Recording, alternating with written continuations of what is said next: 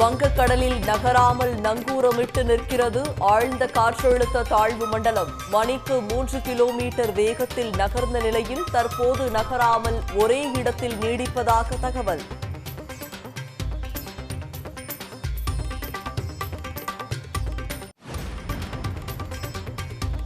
ஆழ்ந்த காற்றழுத்த தாழ்வு மண்டலம் இலங்கை கடலோர பகுதிகளை தொட்டபடி அடுத்த 12 மணி நேரத்தில் புயலாக வலுப்பெறக்கூடும்.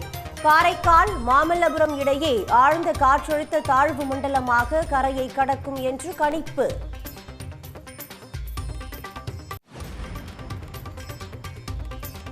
புயல் கரையை கடக்கும் போது 50 முதல் 70 கிலோமீட்டர் வேகத்தில் காற்று வீசக்கூடும். மீனவர்கள் கடலுக்கு செல்ல வேண்டாம் என்று ஒலிபெருக்கி மூலம் எச்சரிக்கை.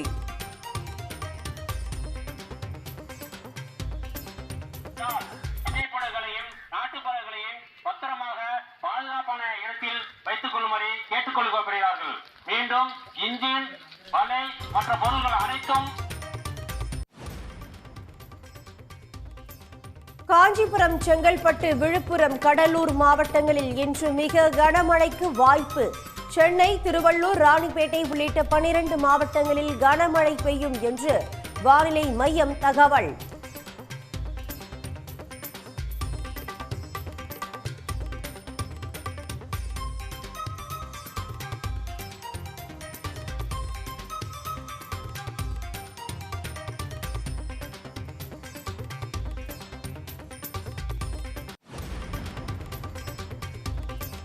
டெல்டா மாவட்டங்களில் தொடர் மழையால் தண்ணீரில் மூழ்கி பயிர்கள் பாதிப்பு.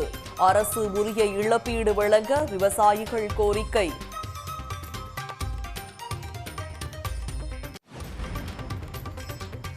புதுச்சேரி, காரைக்காலில் பள்ளி கல்லூரிகளுக்கு இன்று விடுமுறை. புயலை எதிர்கொள்ள அனைத்து துறைகளும் தயார் நிலையில் இருப்பதாக ரங்கசாமி அறிவிப்பு.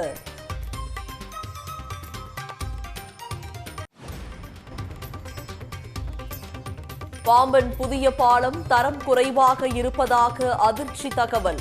திறப்பு விழாவுக்கு முன்பே புதிய பாலத்தில் அரிமானம்.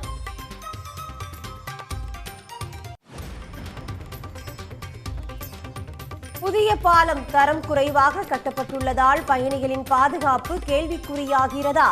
ரயில்வே பாதுகாப்பு ஆணையரே குறை கூறியுள்ளதால் புதிய பாலத்தில் ரயில் இயக்குவதை ஒத்திவைக்க கோரிக்கை. ஜார்க்கண்டில் மீண்டும் முதலமைச்சராக இன்று பதவியேற்கிறார் ஹேமந்த் சோரன். பதவியேற்பு விழாவில் இந்தியா கூட்டணி கட்சி தலைவர்கள் பங்கேற்பு.